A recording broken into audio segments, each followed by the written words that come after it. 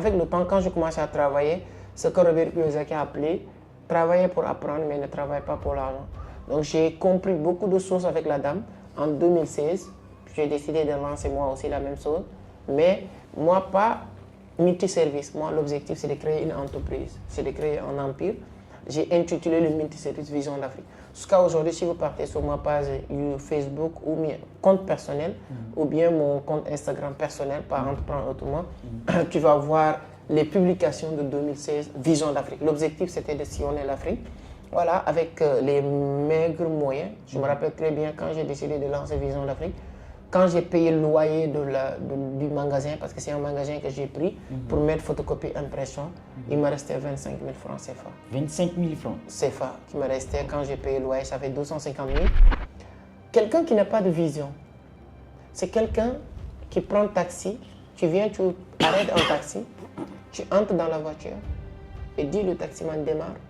Il te dit qu'on va où tu vas aller, où tu lui dis je ne sais pas. Je ne sais pas. Quand tu dis ce taximan, je ne sais pas, peu importe la quantité de carburant de ce taximan, peu importe la volonté de ce taximan, peu importe la connaissance de ce taximan des coins et recoins de Ouagadougou, ce taximan ne pourra pas t'amener nulle part. Et moi, c'est la question que je me pose tous les jours dans cet écosystème. Tous les jours, c'était quand la dernière fois que j'ai appris quelque chose pour la première fois, à travers les livres, à travers les formations que j'achète, à travers les conférences, à travers les personnes que je rencontre, à travers mes recherches personnelles, à travers la lecture d'une manière générale. Et ça me donne vraiment une satisfaction énorme qui fait que je peux arrêter tout aujourd'hui sur la quête de connaissance. Wow. Les Arabes sont les plus riches parce qu'ils ont compris la religion. La manière dont on pratique la religion en Afrique, moi, si je osais le dire, je vais dire même c'est du péché même, c'est pas de la religion. C'est du n'importe quoi, c'est de monde, c'est de voir moi, regardez-moi. Quand tu veux prier vraiment, tu n'as pas besoin d'aller à la mosquée pour prier. Mesdames et messieurs, bienvenue dans ce podcast. C'est un nouvel épisode. Aujourd'hui, nous avons l'immense plaisir, je pèse bien mes mots, de recevoir un monsieur à un parcours très inspirant, un parcours marqué de résilience, de vision et de réussite africaine.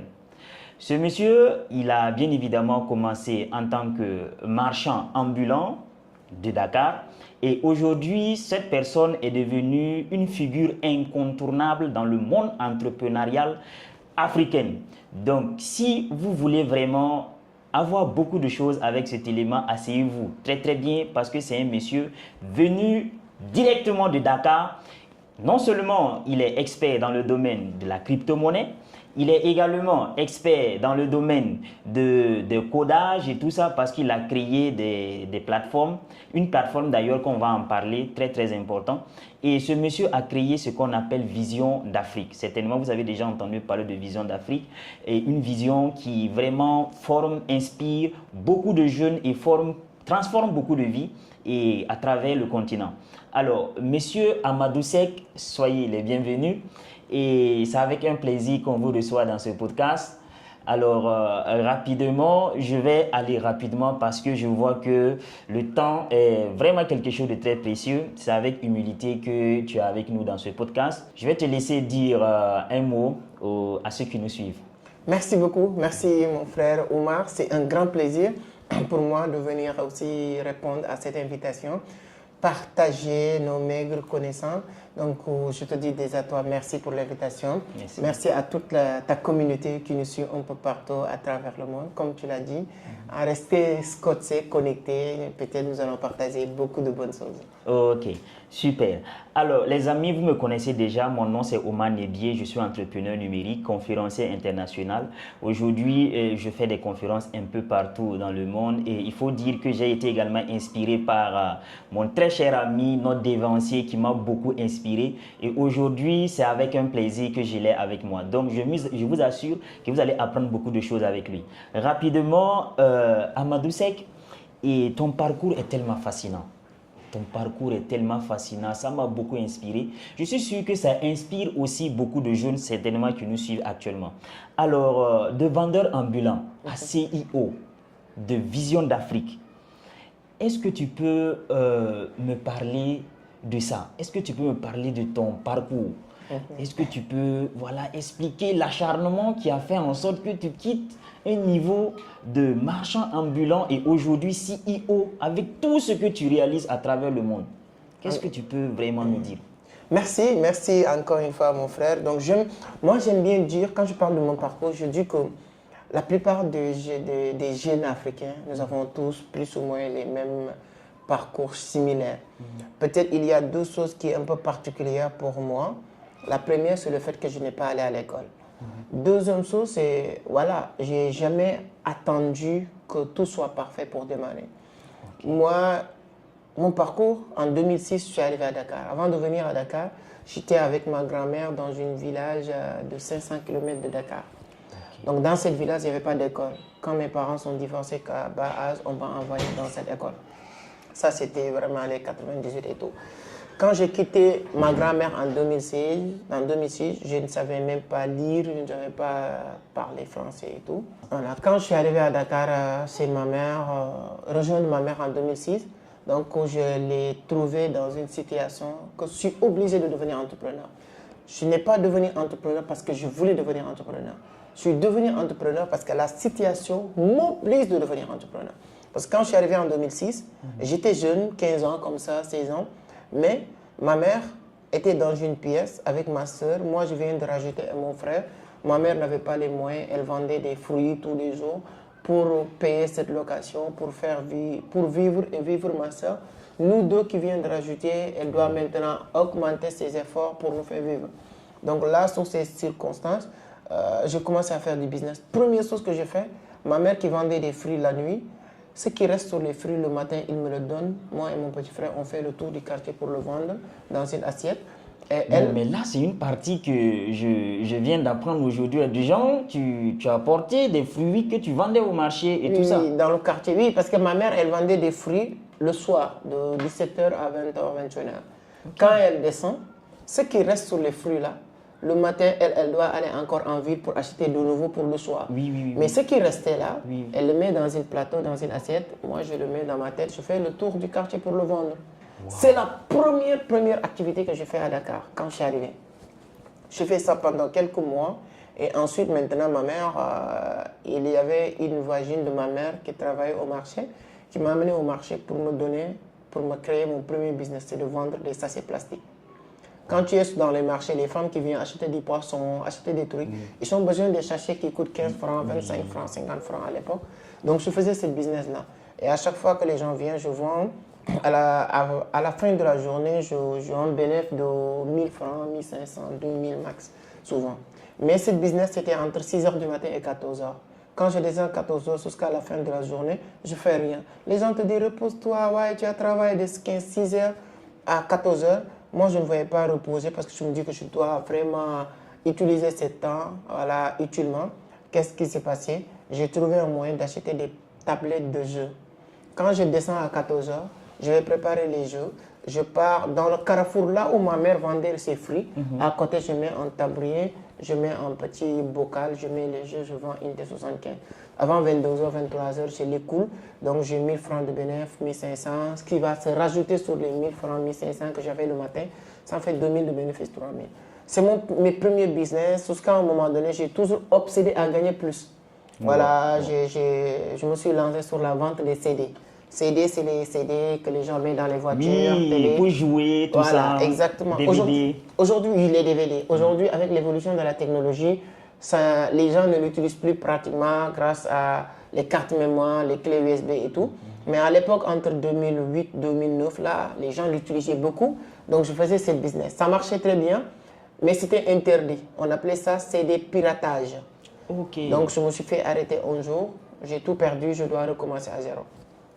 Pourquoi je recommence à zéro? Parce que je n'ai pas le choix. Forcément, je dois faire quelque chose. Sinon, je ne vais pas manger. Sinon, je ne vais pas dormir dans une maison, etc. Donc, c'est comme ça que j'ai cherché un business que je dois faire. Je vends des journaux. Les journaux écrits, presse écrite là. Je prends les presses journaux, je le vends dans un carrefour à Dakar. Je tourne avec ça, je fais 1000 francs, 2000 de bénéfices, et ainsi de suite. Jusqu'en 2011, 2010, 2011, j'ai eu la chance de travailler à l'université pour une dame. Et dans un multiservice. Je travaillais pour la dame entre 2011 jusqu'à 2015. J'ai appris beaucoup de choses. Et c'est là où j'ai compris, avec le temps, quand je commençais à travailler, ce que Robert Kiyosaki a appelé travailler pour apprendre, mais ne travaille pas pour l'argent. Donc j'ai compris beaucoup de choses avec la dame. En 2016, j'ai décidé de lancer moi aussi la même chose. Mais moi, pas multiservice. Moi, l'objectif, c'est de créer une entreprise, c'est de créer un empire. J'ai intitulé le multiservice Vision d'Afrique. Jusqu'à aujourd'hui, si vous partez sur ma page Facebook ou mon compte personnel, ou bien mon compte Instagram personnel, par Entreprendre Autrement, tu vas voir les publications de 2016, Vision d'Afrique. L'objectif, c'était de sillonner l'Afrique. Voilà, avec les maigres moyens. Je me rappelle très bien quand j'ai décidé de lancer Vision d'Afrique, quand j'ai payé le loyer du magasin, parce que c'est un magasin que j'ai pris pour mettre photocopie impression, il me restait 25 000 francs CFA. 25 000 francs CFA qui me restait quand j'ai payé le loyer, ça fait 250 000. Et le magasin, c'était 75 000. Je dois payer 3 mois à l'avance. Sénégal, quand tu prends un magasin ou chambre ou maison, tu payes 3 mois. Quand j'ai payé 3 mois, ça me coûtait 225 000. Sur 250 000, il me restait 25 000. Et c'est comme ça que je suis parti avec Vision d'Afrique. Jusqu'à aujourd'hui, on est un peu partout en Afrique, on essaie d'installer, de créer plusieurs choses, mais tout est parti de là. Et aujourd'hui, on est très content de cette réalisation, mais ce n'est même pas 1% par rapport à nos ambitions, par rapport à nos objectifs, ce qu'on a envie de réaliser dans cette planète. Wow. Et tu as dit quelque chose de très important que j'aimerais que tu éclaircisses. Quand tu as travaillé chez la dame, bon, la tante, et dans le multiservice, et c'est que dans quel type d'activité du genre tu as travaillé? C'était des photocopies, des impressions, imprimer des documents, plastification, si tu as des cartes à plastifier, photocopie, voilà, c'était ça. Et avec le temps, ils ont rajouté les services de transfert d'argent. À l'époque, nous, c'était Wari, c'était des services de transfert d'argent national, voilà, Johnny et tout. On a accumulé tout ça, en tout cas, dans les multiservices. Ce sont ces activités que je faisais. Ah, d'accord, ok, voilà qui est clair. Parce que j'aimerais vraiment que les gens apprennent le parcours et Exactement, savoir comment. C'était ça. Parce que c'est un parcours vraiment inspirant et je pense que toutes les personnes qui vont pouvoir suivre sauront que peu importe leur position actuelle, ils ont également la possibilité de pouvoir atteindre un autre niveau de leur vie. C'est bien possible. En tout cas, tu as beaucoup parlé de vision dans ton livre. Oui. Tu as beaucoup parlé de vision. Concrètement, comment un jeune Africain peut-il construire une vision claire dans un environnement qui n'est vraiment pas favorable?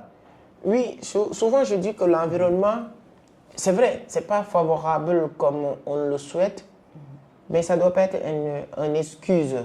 C'est toi qui rends ton environnement favorable. Aujourd'hui, vous fréquentez que des entrepreneurs, vous fréquentez des personnes qui veulent réussir, évoluer. Votre type de communication, votre type de pensée va rendre votre environnement favorable pour vous. Vous savez, il y a des gens qui sont au pays ici à Ouaga, qui vous voient autrement. Peut-être on ne vous le dit pas, peut-être ils n'ont pas accès à vous. Ils vont dire que, ah oui, les jeunes là, non, oh là, ils sont dans un environnement favorable parce qu'ils connaissent telle personne, ils sont avec telle personne. Non, c'est vous qui ont créé cet environnement favorable. Donc ça, c'est la première chose. Maintenant, la vision, comme je l'ai dit, en 2016, quand j'ai créé Vision d'Afrique, je pouvais dire Vision du Sénégal, mais j'ai dit Vision Afrique parce que mon objectif, c'était d'être partout en Afrique. Donc si moi, aujourd'hui, je suis à Ouagadougou, je suis en Côte d'Ivoire, je suis au Mali, au Bénin, ça peut surprendre d'autres personnes qui n'avaient pas la vision. Mais moi, je dis juste que c'est la continuité de ce qu'on avait mis en place, nos objectifs. Quelqu'un qui n'a pas de vision, c'est quelqu'un qui prend un taxi, tu viens, tu arrêtes un taxi, tu entres dans la voiture et dis le taximan démarre. Il te dit qu'on va où tu vas aller, où tu lui dis je ne sais pas. Je ne sais pas. Quand tu dis ce taximan, je ne sais pas, peu importe la quantité de carburant de ce taximan, peu importe la volonté de ce taximan, peu importe la connaissance de ce taximan des coins et recoins de Ouagadougou, ce taximan ne pourra pas t'amener nulle part. Donc quelqu'un qui se lance en business doit avoir dès le départ une vision très claire. Et c'est cette vision qui va t'empêcher de faire du tâtonnement, touche à tout. Ce qu'on appelle dans le jargon des businessmen, le syndrome de l'objet brillant. À chaque fois que tu vois quelque chose qui brûle, tu pars à ça, parce que tu n'as pas de vision. Souvent, on peut changer les stratégies. Souvent, on peut changer les méthodes. Mais quand tu as la vision, toujours la vision va être l'objectif des stratégies. Et avec ça, il n'y a rien qui peut t'arrêter. Ben Al-Maktoum l'a dit, pour conserver, transformer Dubaï, c'est-à-dire un désert, à un paradis terrestre, parce qu'il avait cette vision dès le départ. Quand les gens, ses parents, lui disaient que ce que tu veux faire à Dubaï n'est pas possible, c'est en ce moment-là qu'il avait compris que même c'est possible.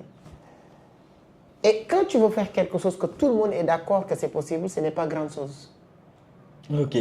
Du genre, tu veux faire quelque chose et tout le monde sait que c'est possible, tu peux le faire. Ce n'est pas une grande chose. Quand tu veux réaliser des choses extraordinaires, c'est le moment où tout le monde te dit que ce n'est pas possible. C'est pas possible de le faire. Est-ce que ça va marcher? Tu vas te fatiguer. Tu vas te cacher la tête. Mais il faut que tu casses la tête pour que tes résultats soient méritants. Oui. Mais quand tu veux faire à la normalité, souvent je dis les hommes sont égoïstes. On dit nous sommes tous des fils de Dieu. Mais pourquoi tu veux avoir plus que les autres? Si tu veux avoir plus que les autres, il n'y a qu'une seule condition. Dieu n'est pas un humain émotionnel. Pour que tu viennes dire pleurnissier. Tu sais, il y a des gens qui partent à la mosquée pour dire, qui pleurent même. À la mosquée pour pleurer, pour que Dieu avoir pitié en eux. Aller à l'église, pleurer. Tu pries pour pleurer, pour que Dieu avoir... C'est-à-dire que l'ignorance est profonde. Tu fais ça avec quelqu'un qui a de l'émotion. Il y a des gens, tu viens me voir, me dire que ma mère vient de décéder, j'ai perdu mon fils, j'ai perdu telle personne, ma maison a pris feu, j'ai perdu mon argent. Émotionnellement, ça me touche. Mais Dieu n'est pas quelqu'un qui ressent des émotions. Dieu n'est pas émotionnel. Non. Ouais. Lui, il applique la loi du cause et à l'effet. C'est-à-dire que les mêmes causes qui produisent des résultats, tu le fais, il te donne des résultats. C'est un arbitre très juste. Donc, si vous ne comprenez pas ça, je vous garantis, tu ne pourras jamais avoir des résultats. Et toutes les personnes qui l'ont compris, c'est pas... Il y a des opportunités partout. Quand tu comprends ça, tu as la vision, tu as la persévérance et tu comprends que toi, tu veux faire telle ou telle chose, moi, je suis convaincu à 1 million de pourcents, tu vas avoir des résultats. Je ne regarde jamais quelqu'un qui a des résultats. Je regarde juste qu'est-ce qu'il a fait. Son processus. Jamais au plus grand, jamais les personnes qui m'inspirent, leur présent ne m'intéresse jamais trop. Parce que ce que les gens ne comprennent pas, le présent se travaille sur les décennies à l'avance. Toute présence qui t'inspire, que tu veux avoir, le travail est fait sur une décennie à l'avance. Tu veux être comme aujourd'hui, on est à Ouagadougou, on va prendre le patron de, je ne sais pas, Ebomaf. Tu veux devenir comme lui et tu regardes ses buildings mais tu ne vas rien faire. Allez-y apprendre sur les 30 dernières années. Qu'est-ce que cet monsieur était? Quel est son parcours, le process qu'il a mis en place pour y arriver? Tu veux devenir Idriss Nastra? Il est jeune comme nous tous. Qu'est-ce qu'il a fait sur les 20 dernières années? Les 10 dernières années? Les 5 dernières années? Mais tant que tu ne comprends pas ça, tu penses que toi, tu dois avoir quelque chose juste parce que tu l'as demandé à Dieu. Ouais. Désolé, mais Dieu ne te donne rien.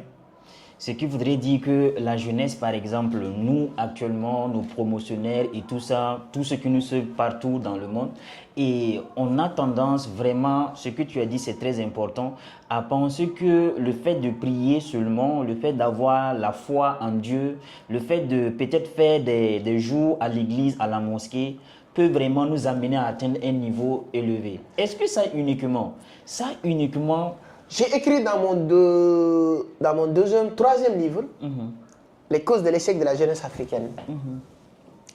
L'excès de religionnalisation des choses fait partie des causes de l'échec des Africains.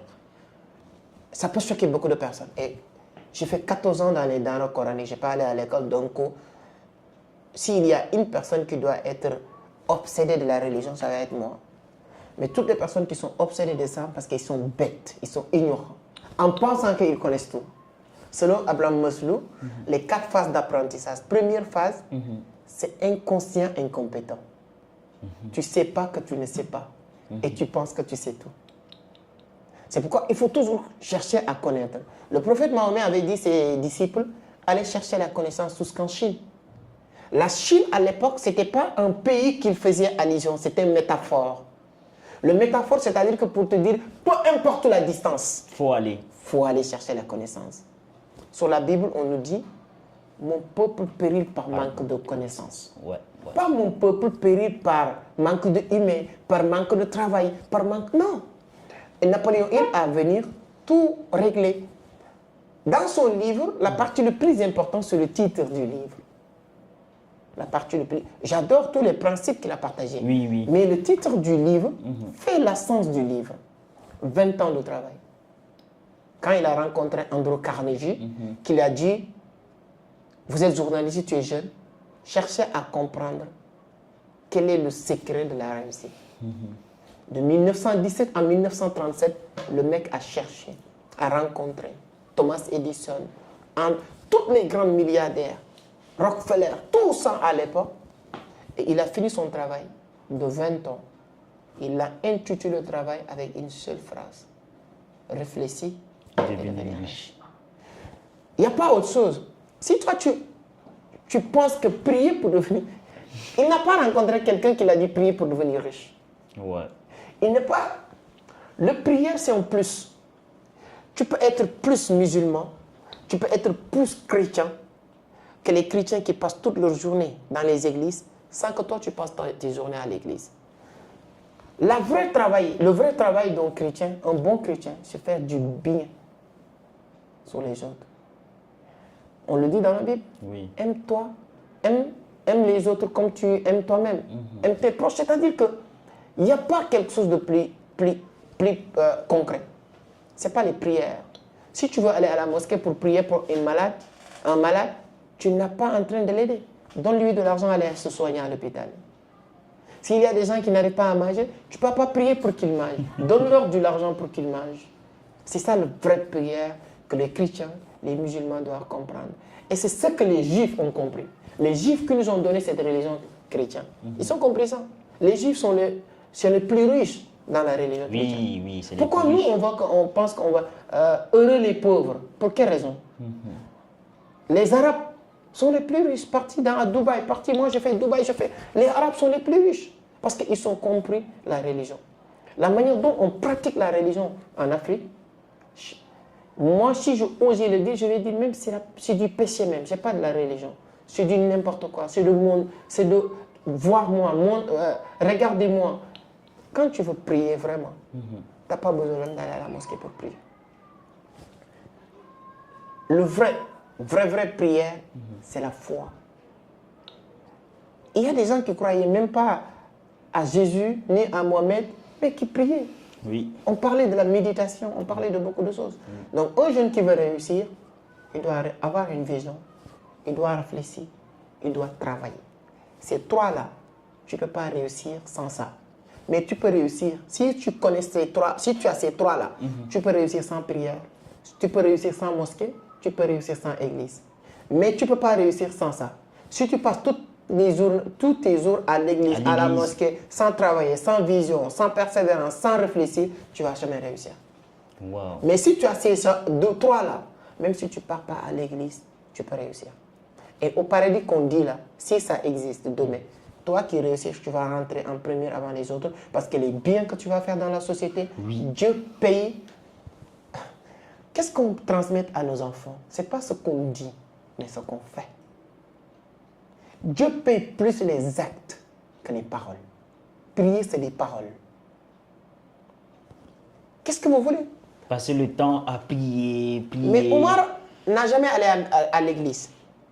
Et il a créé 20 églises à Ouaga. Les gens qui prient dans ces églises-là, ils peuvent prétendre entrer au paradis avant toi? Non, c'est pas possible. Mais s'il n'y avait pas toi là, eux-mêmes, ils ne vont pas avoir un endroit pour prier. Moi, j'ai créé 100 mosquées. Mais mon travail qui me permet de créer 100 mosquées là, c'est ça qui m'empêche d'avoir le temps d'être dans les mosquées tout le temps. Mais vous qui partez dans les mosquées là, vous pensez que vous pouvez entrer au paradis avant moi? Donc Dieu n'est pas juste. Moi, je vous donne l'occasion de prier le Dieu. Ouais.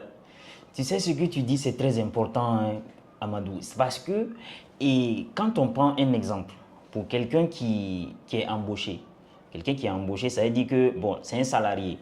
Il échange son temps contre de l'argent.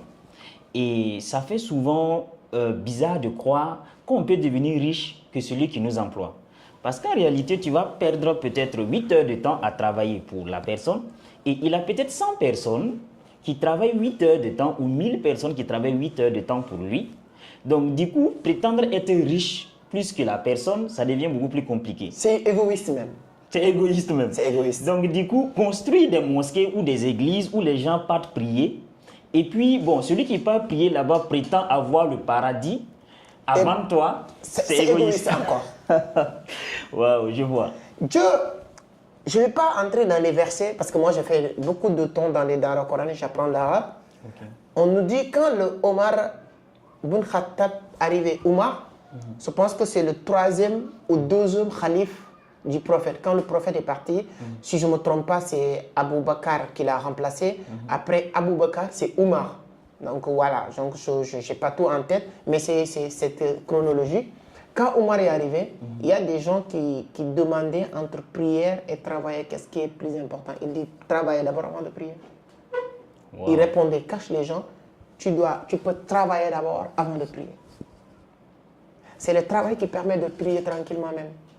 Il y a quelqu'un qui prie, quand tu prends la religion musulmane, que je maîtrise le mieux, les conditions qui doivent être réunies pour faire une bonne prière, souvent je me pose la question, est-ce que les gens font du prière? Parce qu'on te dit, quand tu pries, ton cerveau, tes pensées, tes imaginations, tout doit être direct, consacré à ce moment-là, à Allah que tu pries. Mon frère, 80% des gens qui prient, ils pensent les dépenses. Ouais. Quand tu pries là, ton cerveau n'est pas connecté avec le divin. Tu es connecté avec tes dépenses que tu vas faire.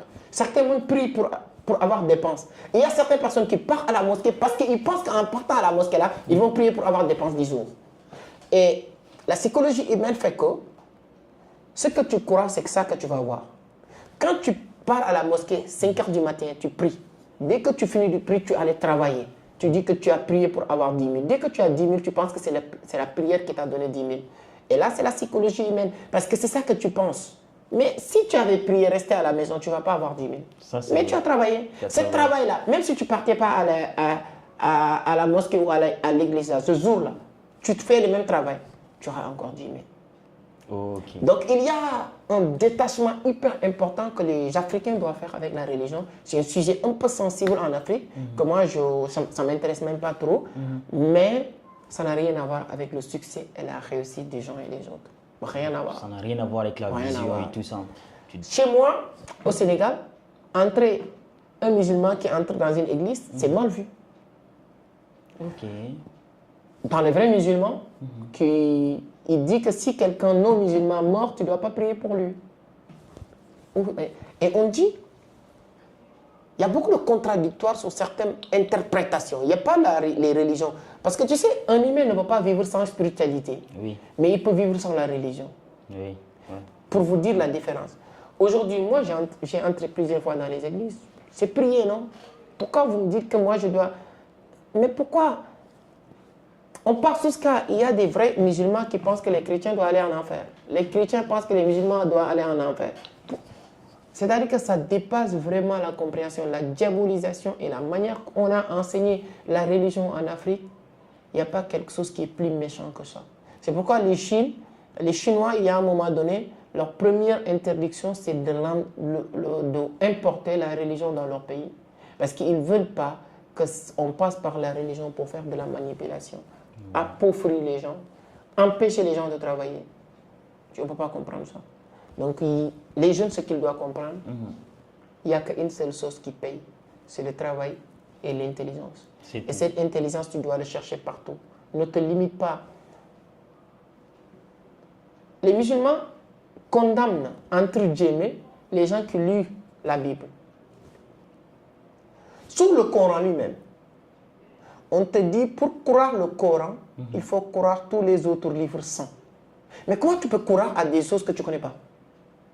Donc le fait qu'on te dit, pour croire le Coran, il faut croire tous les autres livres saints, c'est ça qui est le message pour toi d'aller chercher à connaître les autres livres saints. Ouais. J'ai la Bible dans mon bureau.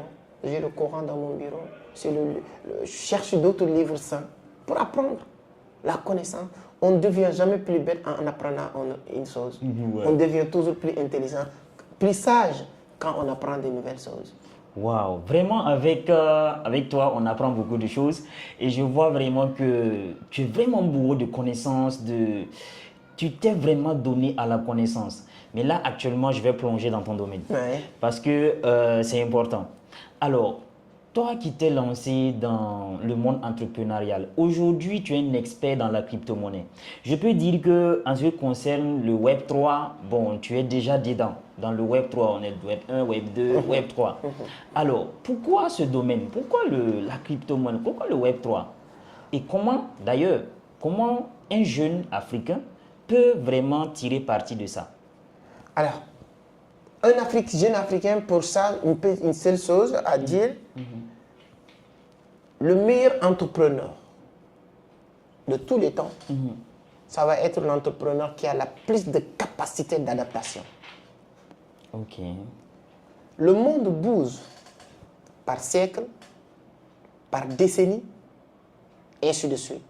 Donc, un entrepreneur doit être prêt à chaque mouvement du monde. Tu t'adaptes avec le mouvement du monde. Sinon, tu disparais en tant qu'entrepreneur. Donc, un entrepreneur d'aujourd'hui, ce n'est pas une demande, c'est une obligation de connaître le Web 3. Aujourd'hui, les meilleurs business, c'est les software, c'est les SaaS. Donc, tu ne peux pas être aujourd'hui un entrepreneur et tu veux être dans l'ancien système. Tu vas te cacher la tête sans avoir des résultats. Par contre, moi, comment je me suis lancé? En 2018, j'ai mes multiservices, comme je l'ai dit. En 2016, quand j'ai lancé mes multiservices, 2017, je commençais à lire beaucoup. C'est là où je commençais à chercher de la connaissance. Je lis beaucoup. J'ai lu Robert Kiyosaki, La magie de voir grand et tout. J'ai compris le livre de Kiyosaki qui dit le cadran du cash flow. Le cadran du cash flow. M'a ouvert vraiment l'esprit et les yeux sur beaucoup de choses, la manière de voir les choses. Et ce que j'ai compris là-bas, il y a 4 manières de gagner de l'argent. Les employés, les travailleurs autonomes, les créateurs de systèmes et les investisseurs. Et je me pose la question, c'est quoi un système? C'est là où j'ai tombé sur YouTube, c'est un système. C'est pourquoi je dis tout le temps, les gens créent votre page YouTube, parce que YouTube, c'est un système. Un système, c'est quelque chose que tu vas bâtir. Dès que ça prend, c'est fini, c'est comme en mayonnaise. Tu mets les œufs, tu commences à bâtir. Dès que c'est bon, tu n'as plus besoin de travail. Tu mets juste sur la table, tu viens juste manger. Un système, c'est comme ça. Et sur cette quête de comprendre les systèmes et les business du 21e siècle, que j'ai tombé en 2018 sur la crypto. Un gars qui vient du Belgique, un grand frère que je salue tout le temps, qui m'a dit que toi, tu es brave. Comme on dit, si tu travailles dur et tu es sur le bon chemin, Dieu va faire de telle sorte que tu vas rencontrer les bonnes choses dans ton chemin, dans ton parcours. Donc, j'ai rencontré quelqu'un qui m'a parlé de Bitcoin et j'ai investi sur Bitcoin. C'était 2018. Jusqu'à aujourd'hui, je n'ai jamais arrêté d'apprendre tous les jours quelque chose de nouveau sur le Bitcoin, sur la crypto, sur les cryptos en tant que tel, sur la technologie blockchain, sur l'écosystème du Web3 d'une manière générale, qui a fait que jusqu'à aujourd'hui, on est parti en tant qu'investisseur sur la crypto, on est parti en tant que formateur sur la crypto, on est parti jusqu'à acteurs maintenant qui ont créé des plateformes que le monde entier utilise avec une application téléchargeable partout que tu peux utiliser. Et on est devenu acteur majeur aujourd'hui dans cet écosystème avec notre expérience, organiser une vingtaine de conférences un peu partout qui sont disponibles sur les réseaux sociaux. Donc c'était 2018 à 2025 aujourd'hui. Le secret quand même, c'est juste tous les jours apprendre quelque chose de nouveau. Wow. La question qu'un entrepreneur, on dit, doit se poser tous les jours, c'est c'était quand la dernière fois que j'ai appris quelque chose pour la première fois. Chaque entrepreneur doit se poser cette question tous les jours. C'était quand la dernière fois que j'ai appris quelque chose pour la première fois. Si c'est il y a un mois, tu es un mauvais entrepreneur. Un bon entrepreneur, à chaque fois qu'il se pose cette question, il doit dire « Ah, c'est hier. Hier, quand j'étais avec les Oumar, j'ai appris quelque chose d'exceptionnel. Ah non, hier, j'ai acheté une formation, j'ai en train de lire. » Donc, à chaque fois que tu te poses cette question et tu n'as pas la capacité de donner une réponse sur les 72 heures passées que tu as appris quelque chose de nouveau, tu n'es pas en train d'avancer ou bien tu n'es pas sur la bonne voie d'entrepreneuriat. Wow. Et moi, c'est la question que je me pose tous les jours dans cet écosystème. Tous les jours, c'était quand la dernière fois que j'ai appris quelque chose pour la première fois, à travers les livres, à travers les formations que j'achète, à travers les conférences, à travers les personnes que je rencontre, à travers mes recherches personnelles, à travers la lecture d'une manière générale. Et ça me donne vraiment, vraiment une satisfaction énorme qui fait que je peux arrêter tout aujourd'hui sur la quête de connaissances. Wow. Alors, donc, si je comprends bien, tout jeune, bien que tu as commencé il y a très longtemps, est-ce que tout jeune actuellement qui suit ce podcast a toujours la possibilité de tirer parti du Web3? Est-ce qu'il y a toujours la possibilité? Là, je pouvais même dire que le Web3, on peut considérer comme quelque chose qui n'est pas encore démarré, pour vous dire à quel point que c'est le début de cette aventure. Chaque économie, chaque secteur, chaque cycle d'un business prend normalement 5 à 10 décennies pour se stabiliser. 100 ans, maintenant plusieurs siècles pour se changer. Donc aujourd'hui, le secteur d'activité, si je prends la crypto-monnaie, on n'a même pas encore 3 décennies. Même pas 3 décennies. Donc on est surtout sur le début. Pour vous dire que comment on est sur le début, on n'a même pas, même l'État, les États, que ce soit États-Unis, France, Europe, Banque centrale européenne, on n'a même pas encore trouvé un mécanisme, on est en train de chercher, mais ils ne sont pas encore trouvé un mécanisme pour l'accompagner, pour vous dire à quel point il est jeune. Donc il n'y a pas encore des regrets pour dire que c'est trop tard. Non, le marché est jeune. Et quand on parle, c'est très bien, tu as très bien posé la question de dire Web3. C'est vaste. Ce n'est pas uniquement la crypto.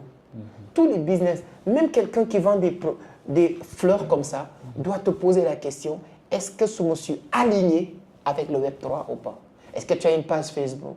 Est-ce que maintenant tu as des descriptions? Est-ce que tu fais des campagnes publicitaires sur Facebook? Est-ce que tu vends sur Internet? Est-ce que tu as une site? Est-ce que si toutes ces questions-là n'est pas répondues, cochez oui, parce que tu es sur l'ancien système classique, je peux vous dire qu'il n'y a que 2 choses sur le changement. Tu changes ou ça te change.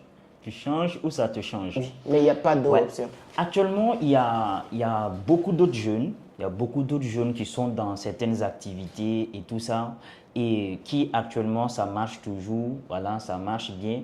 Est-ce qu'ils sont vraiment obligés de s'aligner au Web3? Par exemple, ce que tu dis tout à l'heure, c'est quelqu'un, par exemple, qui veut entreprendre, il peut déjà commencer à voir est-ce que ce que je veux faire s'aligne au Web3. Et maintenant, pour les personnes qui sont déjà dans un certain nombre d'activités actuellement, est-ce qu'ils sont obligés, comme ça marche, de s'aligner au Web3? Ils sont plus même qu'obligés. Il n'y a que 2 choses. Tu vas respecter les conditions ou tu vas disparaître. Je te donne un exemple.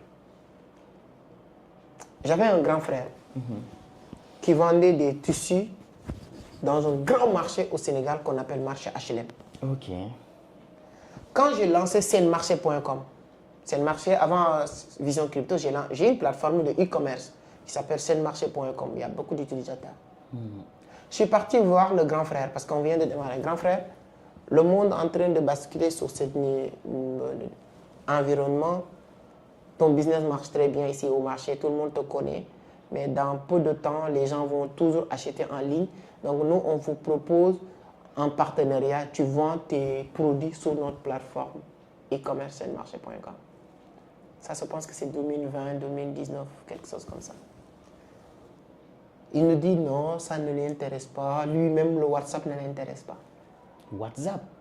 C'était 2019 parce que le business marchait tellement au marché, il pensait que ça ne va jamais changer. Ça, c'est 2020. 2023, il est parti en faillite. 2024, c'est la famille qui a cotisé pour l'acheter un billet d'avion. Il est parti au Japon maintenant pour devenir immigré là-bas. Tout business, peu importe les chiffres que tu fais aujourd'hui, si tu n'es pas aligné avec le Web3, tu es appelé à disparaître. Il y a un moment donné, quand on est jeune, enfant, peut-être ce n'est pas notre temps, mais on a au moins su quelque chose. Il y avait à l'époque des télécentres. Je ne sais pas, est-ce que tu connais les télécentres? Oui. Là où tu rentres dans un cabinet, tu appelles, après tu payes les unités 75, 100 francs. Oui. Tu vois cette période-là, toutes les personnes qui étaient dans ce secteur d'activité, ils poussent énormément d'argent. Moi, j'ai une tante qui a été dans ces secteurs d'activité-là. C'est la dame qui m'avait recruté à l'université pour travailler pour elle. Oui, oui, oui, oui. Cette dame-là, elle gagnait tellement d'argent avec cette business, mais toutes les personnes qui gagnaient de l'argent avec ce business-là, quand le monde est en train de changer, les gens commencent à avoir des téléphones Android, les Nokia 3310, etc., la dame a compris qu'il faut s'aligner. Il commence à vendre des cartes de crédit, s'aligner, il reste encore sur le marché. Mais toutes les personnes qui pensaient que ça ne va jamais finir, ils sont disparus du marché. Et ça, tu peux prendre des siècles et siècles. Chaque secteur d'activité, toutes les personnes qui refusaient de s'aligner, ils sont disparus du marché. Et là, c'est comme BlackBerry et Apple. Ils sont partis. Ouais. BlackBerry, Siemens, Nokia détenaient le monopole du marché téléphonique vers les 98-2000 jusqu'à 2003-2004. Quand les iPhones, Samsung sont arrivés, pourquoi Samsung et iPhone sont restés? Parce qu'ils sont su à s'adapter, à s'améliorer tous les temps. Peu importe la force de frappe de Nokia, il y a un moment donné, Nokia était la plus grande marque de téléphone au monde. Exactement. Mais pourquoi il est disparu? Donc si Nokia peut disparaître, toi qui as un petit magasin ici au niveau de Kalgonde ou Ouagadougou ou Abidjan, tu penses que tu peux résister au changement? Je le répète encore, avec le changement, tu changes ou il te change. Waouh. Alors, Amadou Seck, tu as cette chose en toi qui inspire naturellement les gens. Tu sais, aujourd'hui, je suis Oman Edier, entrepreneur numérique, voilà, tout ce qui a trait à la crypto-monnaie, d'ailleurs, tout ce qui a trait au Web3. Et on forme même beaucoup de personnes dans ce domaine. Mais bien évidemment, tu as participé à cet impact, en fait. Maintenant, tu as Vision d'Afrique qui marche très très bien, qui est implantée dans plusieurs pays en Afrique ici.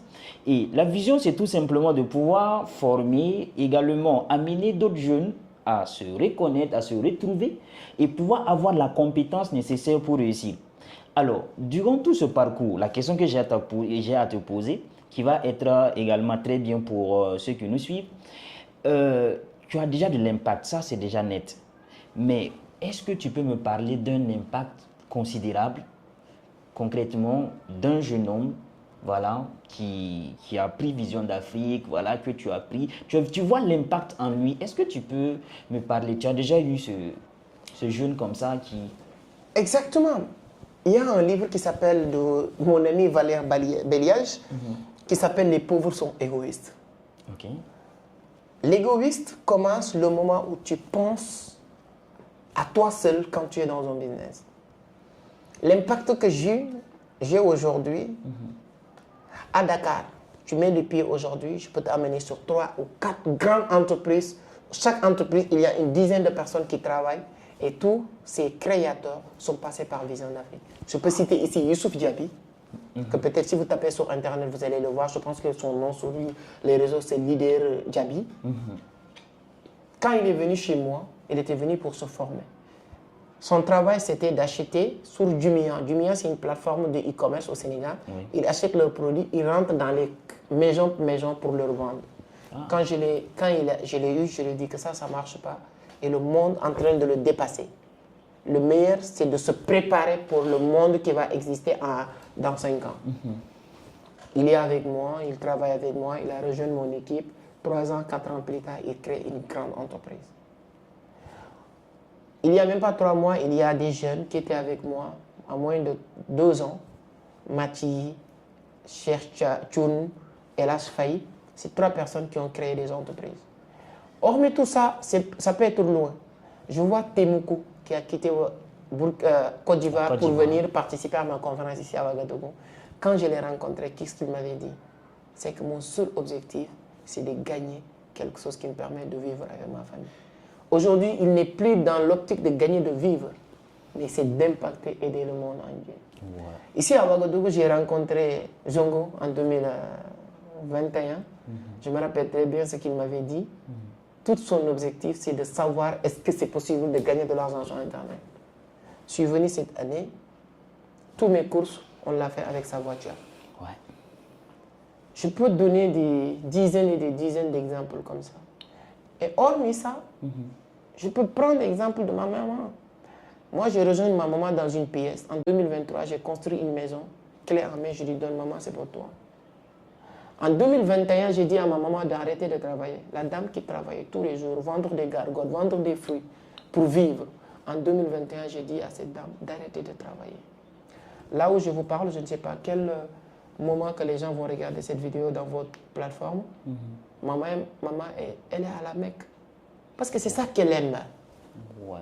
Quand ton impact ne fait pas plaisir, n'aide pas d'autres personnes de réaliser ce qu'ils aiment, ce n'est pas encore de l'impact. Donc, tout ça quand même, ce n'est même pas 1% par rapport à nos objectifs. Nos objectifs, c'est de créer des géants africains qui vont contribuer au développement de ce continent. Je veux créer des plateformes qui vont dépasser des plateformes de Binance. Je veux créer des plateformes qui vont dépasser les plateformes de Coinbase. Je veux créer des entreprises qu'on va comparer avec Tesla ou Apple dans le monde entier. Wow. Donc avec ces objectifs, c'est très tôt de parler de résultats ou d'impact. Mais c'est juste pour dire qu'on a fait un pas. Il reste des centaines et des centaines de pas à faire. Waouh, c'est impressionnant. Alors, si aujourd'hui, avec l'expérience que tu as, avec les connaissances, je vois que tu as fait un peu le tour du monde, tu as rencontré Tammy Kabaj et tout ça, je sais que tu as vraiment plein la tête. Et si aujourd'hui, je vais supposer que tu devrais recommencer à zéro, c'est-à-dire que tu as juste 100 000, je vais exagérer un peu pour ceux qui ne... Tu as juste 100 000 avec la connexion. 500 Vision d'Afrique, 500 tout ce qu'il a créé, comme la plateforme, tout ça, on va parler de la plateforme que tu as créée. 500 tout ça, juste 100 000 avec la connexion, qu'est-ce que tu vas faire? Je n'ai même pas besoin de réfléchir pour te répondre. La seule chose que je vais faire, c'est de travailler sur créer la création, bâtir une communauté forte. Une communauté forte. La Si première les 100 des 000, choses. la seule chose, si les 100 000 pour me permettre d'acheter juste un téléphone qui peut me permettre de filmer, je commence avec ça, bingo. Je commence à faire des vidéos sur TikTok, sur Facebook, sur YouTube, pendant 3 à 6 mois. Mon objectif, dès le départ, la vision, ça va être avoir 10 000 abonnés sur YouTube, avoir 10 000 abonnés sur Facebook, avec 50 000 abonnés sur TikTok sur les 6 prochains mois. C'est la seule part d'objectif, rien, pas de gagner de l'argent, rien. Donner, donner, donner, donner, donner. J'aime bien carrément qui dit un vrai entrepreneur, c'est un entrepreneur. Si je prends 6 mois à donner de la valeur, de compétences, d'énergie, de connaissances, d'expérience pendant 6 mois, si j'ai réussi à bâtir cette communauté encore, je pense que je peux le faire aussi avec beaucoup de concentration, 2 à 3 vidéos par jour. Je pense qu'au bout de 6 mois, je peux développer une communauté de 50 à 100 000 personnes et à partir de là, n'importe quel business que je lance, ça va prendre. Je peux même sortir un petit bouquin ou bien un petit bouquin par rapport à toutes les vidéos que j'ai déjà fait. Je prends les vidéos où j'ai partagé plus de contenu, plus d'expérience. Je le prends, je le transcrit en manuscrit, en e-book que je vais vendre à 5 000 ou à 3 000 à la communauté. Et je suis convaincu avec ce travail, si je le lance en moyenne de 1 mois, je peux vendre 10 millions. Waouh! Avec ça qu'on apprend toujours. Hein. C'est parfait. Mais dis-moi, toutes ces connaissances que tu as, et je vois que quand je regarde tes ambitions, tu n'es pas prêt de t'arrêter. Parce que actuellement, quelqu'un peut dire que non, c'est qu'à déjà tout, voilà, il voyage, il part à Dubaï, il part dans tous les pays et tout ça, c'est déjà bon. Pourquoi tu ne t'arrêtes pas comme ça? C'est très simple. Tu sais, Elon Musk, j'ai dit, il a plus de 400 milliards de dollars, le mec, Elon Musk. Il a toutes les influences du monde. On dit que s'il voulait manger son argent, il faut qu'il mange à partir d'aujourd'hui, 2025, 100 000 dollars par jour pendant 10 000 ans, pendant 100 siècles, pour que son argent soit fini. Il était comment il s'appelle, au niveau du Maison Blanche. Il a rejoint le gouvernement Trump. Il a géré le département de l'efficacité gouvernementale. Quand il a géré ça, quelques temps plus tard, qu'est-ce qui s'est passé? Il s'est rendu compte que les ventes ou les actions de Tesla commençaient à chuter. Il a démissionné du gouvernement pour venir se crevasser encore pour atteindre. Quel niveau qu'il va atteindre? Qu'est-ce qu'il veut encore? Ce n'est pas l'argent.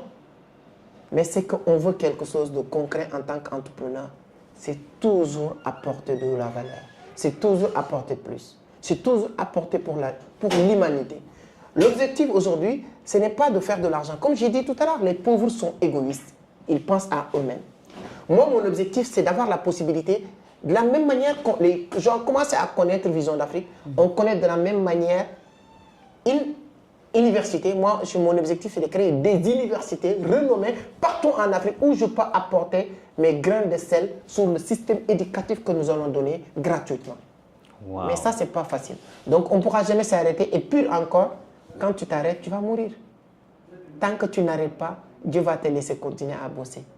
Dès que tu dis que tu es retraité, c'est pourquoi l'hygiène de vie des Africains, c'est 65 ans. Donc, quelle est la solution que tu as apportée? Parce que l'entrepreneur résout un problème, il apporte une solution à quelque chose pour recevoir une rémunération. Quelle solution as-tu déjà apportée dans le domaine du Web3, la crypto-monnaie? En tout cas, tu as créé beaucoup de choses. Mais dis-nous, quelle est la solution que tu as apportée concrètement? Alors, il y a beaucoup, comme tu as dit, même partagé sur YouTube, j'ai eu l'occasion de partager plus de 1500 vidéos. Je me dis que c'est de la valeur. Mais par contre, quelque chose de concret, surtout qu'on vient de mettre aussi, qui est très important, je viens de lancer une plateforme qui s'appelle Vision Crypto. On a vu que dans cet espace africain, surtout Afrique de l'Ouest, les gens souvent ont tendance à se faire arnaquer par des personnes mal intentionnées sur la crypto parce que voilà, tu ne sais pas où aller acheter des cryptos ou vendre tes cryptos si tu as besoin du cash. Nous, on a créé un écosystème qui permet tout le monde d'acheter, de vendre. C'est-à-dire, quand je dis acheter, tu as besoin de bitcoin ou tu as besoin de dollars, tu peux l'acheter sans intermédiaire en utilisant notre plateforme qui s'appelle visioncrypto.net que tu peux télécharger aujourd'hui sur Google Store. Donc, on est en train de travailler pour Apple Store dans les jours à venir. Donc, tu peux faire de l'arbitrage avec cette plateforme parce qu'on est en train de tout faire pour faire partie des plateformes les moins chères par rapport à des taux d'échange. Parce qu'aujourd'hui, nous, notre avantage, c'est que 90% des personnes avec qui on travaille sont des traders. Donc, les traders, ils ont la possibilité d'avoir des dollars facilement. Donc, on peut le vendre à un prix qui peut permettre à tous les utilisateurs de l'utiliser facilement. Un jeune Africain peut le faire en business. Parce qu'aujourd'hui, on a compris l'importance et les avantages de ce qu'on appelle l'affiliation. Et aujourd'hui, avec la plateforme Vision Crypto, tu peux créer ton compte, faire la vérification de KYC. Et ensuite, qu'est-ce qui va se passer? Tu peux aller prendre ton lien et partager toute personne qui l'utilise à chaque fois qu'il achète ou qu'il vend ou qu'il fait de l'arbitrage, tu as des pourcentages qui vont te verser dans ton compte en pile automatique. C'est une plateforme aujourd'hui que je peux te dire, dans les jours et dans les mois ou dans les années à venir, ça fera partie des géants de l'écosystème de la crypto-monnaie dans le monde, pour ne pas dire en Afrique, parce qu'aujourd'hui, il n'y a pas de limite. Donc, c'est une solution vraiment de software, je peux dire du SaaS, qu'on a mis en place pour permettre tous les utilisateurs de la crypto-monnaie dans le monde de l'utiliser facilement. Tu peux acheter avec Move, MTN, Tigocell, Orange Money, Wave, et ainsi de suite. Et même les cartes Visa, tu peux les utiliser pour faire de l'argent, acheter ou vendre des crypto-monnaies. Donc voici une très bonne solution parce que comme tu le sais, moi également je suis dans le domaine de la crypto-monnaie. Donc je pense que toutes les personnes qui me suivent, vous me connaissez également au niveau de la crypto-monnaie, vous me connaissez voilà, dans plusieurs domaines d'ailleurs. Tu as donné beaucoup de cours dans nos différentes formations et c'était très intéressant. C'était vraiment intéressant. C'était avec plaisir voilà, que je donne des cours à Vision d'Afrique en ce qui concerne la crypto-monnaie. Donc je vais tout simplement inviter les personnes bien évidemment qui veulent vraiment éviter les arnaques et tout ça, d'utiliser la plateforme Vision d'Afrique pour leurs échanges et tout ça. Et surtout d'ailleurs que c'est un moyen pour gagner de l'argent. Avec l'affiliation, on a la possibilité de le faire. Là actuellement, bon, comme tu l'as si bien dit, il faut qu'on s'aligne avec le Web3. Mais j'ai une question particulière avant vraiment de clore le truc. Alors, il y a par exemple une activité concrètement parlant qui fait aujourd'hui la tendance. Quand on parle du réseau, du marketing des réseaux, parce que tu as parlé de bâtir un réseau. Et là, j'entends marketing des réseaux. Une des activités d'ailleurs que j'ai abordées tout récemment et que je pense que c'est bien. Mais j'aimerais vraiment avoir ton avis aussi par rapport à ça. Il n'y a pas... Robert Kiyosaki, dans son livre qui s'appelle L'entreprise du 21e siècle, il dit que tu ne peux pas réussir aujourd'hui sans réseau. Il y a les réseaux physiques, il y a les réseaux virtuels. Les réseaux physiques sont toujours plus solides. Et aujourd'hui, un jeune qui se démarre en business, qui veut se lancer, il n'a pas les moyens.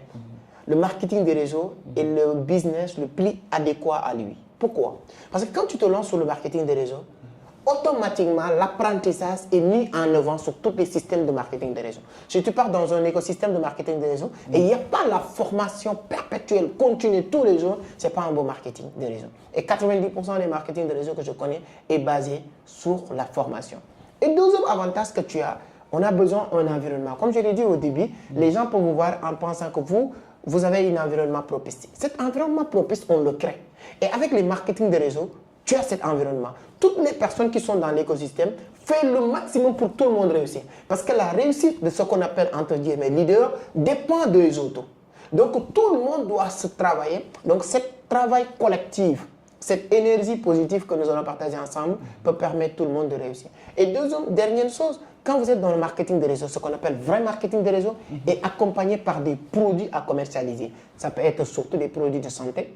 Il n'y a pas quelque chose de plus facile à commercialiser, à vendre aujourd'hui que des produits de santé. Pourquoi? Parce que le vrai marketing, ce n'est pas l'information, une vidéo de marketing, mais les techniques de vente, il y a ce qu'on appelle les acronymes de vente. Sur les acronymes de vente, il y a beaucoup. On parle de AIDA, on parle de AR, acquisition, voilà, référence, en tout cas, activation et tout ça. Mais il y a un qui m'intéresse le plus, ce qu'on appelle PAS. Problème, aggravation, solution. Problème, aggravation, solution. Et dur, reconnu, urgent. Donc DUR. Dur, reconnu, urgent. Et tous ces éléments sont réunis sur les produits de santé. Parce que produit de santé, quand tu le vends, si tu sais bien le vendre, la personne est malade, donc c'est dur. Il sait qu'il est malade, c'est reconnu. Il est urgent de se débarrasser de cette maladie. Ouais. Donc ce sont les trois. Si vous vendez des produits de santé et tu n'arrives pas à vendre, c'est toi qui n'es pas. Tu n'es pas dans un bon système de marketing de réseau pour qu'on te forme. Le PAS, c'est PAS, problème, aggravation, solution. Chaque problème, tu as besoin de l'aggraver, apporter une solution et vendre le produit. Donc le marketing des réseaux te permet de faire tous ces éléments à la fois. La formation, le réseau.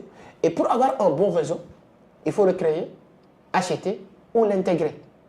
Et l'intégration d'un réseau fait partie des éléments les plus efficaces. Moi, je soutiens beaucoup le marketing des réseaux. Je suis avec beaucoup de personnes qui font du marketing des réseaux. Moi-même, je fais du marketing des réseaux. J'ai beaucoup de produits de santé à vendre. Je suis dans un groupe qui font énormément de choses. Aujourd'hui, sur le marketing des réseaux, tous les produits. En tout cas, ce que je peux dire à quelqu'un, trouver une bonne personne. Si tu vois cette bonne personne qui est dans le marketing des réseaux, il peut te guider. Et pour réussir, tu as besoin d'un mentor. Et le marketing des réseaux, c'est là où on va trouver des mentors parce que tu ne peux pas rentrer directement. Il faut passer sur quelqu'un qui a déjà fait ou quelqu'un qui connaît quelqu'un qui l'a déjà fait. Et à partir de là, vous pouvez faire des bonnes choses. Wow. Ouais. Je pense que ça peut être un excellent moyen également pour constituer le capital si la crypto-monnaie t'intéresse. Bien voilà, sûr, bien sûr. Pour pouvoir mieux acheter de bonnes formations.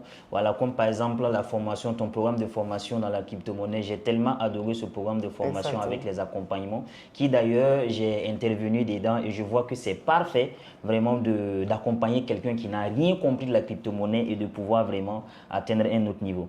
Alors, c'est la fin. Ouais. C'est la fin. Il faut dire que j'ai été beaucoup inspiré par toi, c'est-à-dire que je me suis inspiré beaucoup de toi quand je me lançais dans les formations en crypto et tout ça, et jusqu'à ce que voilà, je rentre en contact avec toi, tu me donnes un certain nombre d'informations et tout. À chaque fois que je t'écris, même si c'est 5 minutes, j'apprends quelque chose de toi. Honnêtement, je te suis reconnaissant pour tout ça, et je pense que tu es venu à Ouaga aujourd'hui. Tu vas repartir, mais je peux te promettre une chose, quand tu vas revenir encore une fois à Ouaga, le changement sera beaucoup plus net.